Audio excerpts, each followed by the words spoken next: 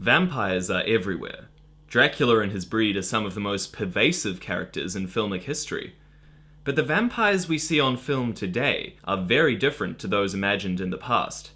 Today, we'll be tracking the vampire's transformation. But first, a quick definition. What is a vampire? In medieval Europe, at the time of the Middle Ages, a working definition of vampirism was already current. It was one that the Christian Church came up with to put down sinners. The vampire was, by definition, a dead person who wasn't given a Christian burial, and returned from the grave cursed to drink the blood of other men. Vampire legends existed in ancient Greece and Rome in the form of blood-sucking ghosts. The Babylonians, the Egyptians, and even the early Hebrews all appeased their gods through offerings of life and blood, the staple of the vampire myth. Vampires have fangs with which they bite their victims, cast no reflection in water or mirrors, are painfully repelled by holy symbols and places, recluse themselves in their coffins during the day, use insidious hypnosis to control the minds of their victims, are shapeshifters, most commonly turning into bats, wolves, and mist, cannot bear garlic or holy water, can only be killed by a stake through the heart or sunlight. But the vampire legend as we know it begins with Bram Stoker, author of Dracula. Count Dracula is a Transylvanian nobleman, charming, suave, and striking, dressed always in evening clothes and cape. He's extremely wealthy and is overwhelmingly attractive to women. However, the first filmic adaptation of Dracula showed quite a different beast. Nosferatu is a silent film made by German filmmaker F.W. Murnau. Though the title and character names had to be changed for copyright reasons, the film is a retelling of Stoker's tale that presents the vampire as a kind of human vermin. Nosferatu is a rat-like animal who spreads disease. The associations with wasting, paleness, blood flow from the mouth, insomnia, alternate burning and chills all make Nosferatu a natural metaphor for the symptoms of tuberculosis. He is the pinnacle of unholy, a terrifying depiction of the Antichrist, defeated by the purifying light of day. Nosferatu was followed by a Universal Pictures production of Dracula in 1931. This was perhaps the most influential of all vampire films, as it presented the image of the suave and alluring vampire who still continues to grace our screens today. I am Dracula. Bela Lugosi was the definition of the Eastern European nobleman. He was gallant, ever proper and ever formal, darkly handsome, and he was deadly. However, even this charming vampire was still an unholy beast, one best defeated by a true agent of Christ, such as Van Helsing. Count Dracula continued to be portrayed as a suave nobleman throughout the 40s, 50s, and 60s in films such as Son of Dracula, House of Dracula, Horror of Dracula, and Brides of Dracula. In these early presentations of the vampire, he was a metaphor for fear of death and the Antichrist, and repressed sexuality. He wooed and preyed on young women, whose only hope was a God-fearing young man. It was not until the 70s that the female vampire became a dominant figure in film. The notion of the sexual, vampiric women was first utilized in the film The Vampire Lovers. The film's main character, Carmilla, is a lesbian and therefore a vampire. She moves from household to household, spreading the disease of lesbianism as she goes, until finally she is defeated by men. It has been suggested that these kinds of stories reflect male unease about women and the demon of sexuality. Women who did expect more, both in and out of bed, were widely perceived to be life-draining killers, castrators, and vampires. The sin of homosexuality is strongly linked to vampirism, and most female vampires in particular are either homosexual or bisexual. Hammer Horror's Countess Dracula presents one of the most famous female vampires. Countess Elizabeth discovers that she can regain her youthful beauty by bathing in the blood of young virgin women. This film reintroduces the importance of virgin blood, an idea which was capitalized on in Andy Warhol's Dracula in 1974. It follows a weakened Count Dracula who travels to Italy in the hopes of finding a virgin whose blood will sustain him. You are a virgin? Yes. You're telling me the truth? Yes. I believe you.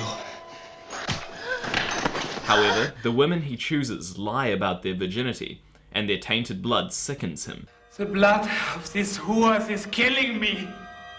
Interestingly, the film presents virginity as something to fear rather than a virtue. Only a virgin, it is claimed, will turn into a vampire if bitten. Incest, a common theme in vampire legends, is also exploited in this film. However, though the film renews these nearly forgotten themes, it also breaks some of the oldest vampire lore. Dracula is able to inexplicably walk in the sunlight, and to handle crosses without pain. The 70s was the start of a period of great change for the vampire film. Exploitation films such as Dracula mocked and toyed with the subgenre. Dracula starts his reign of terror by killing 2 gay interior designers, an interesting reversal of the vampire as homosexual theme.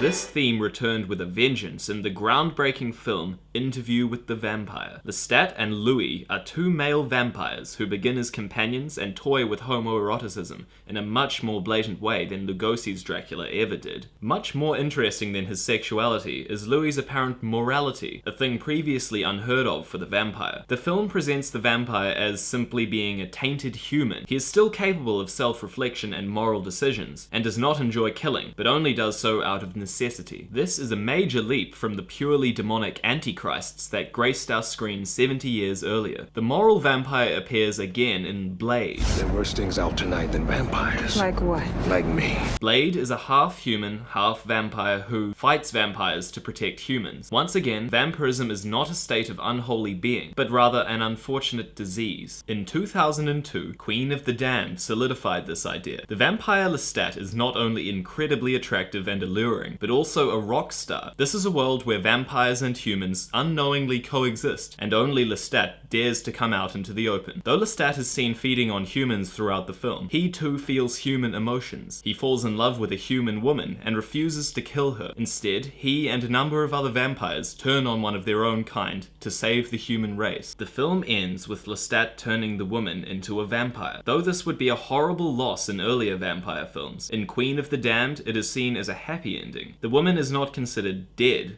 but has merely chosen a different lifestyle. The film also addresses a new issue, the growing presence of the vampire in pop culture. Lestat, the rock star, is happily accepted, and his human fans adore his vampire status. This is the first step towards the vampire becoming an ideal, rather than a terrifying other. Underworld, released 1 year later, not only presented vampires as being sophisticated and desirable, but almost completely ignored the existence of humans. The film focuses on a battle between vampires and lichens.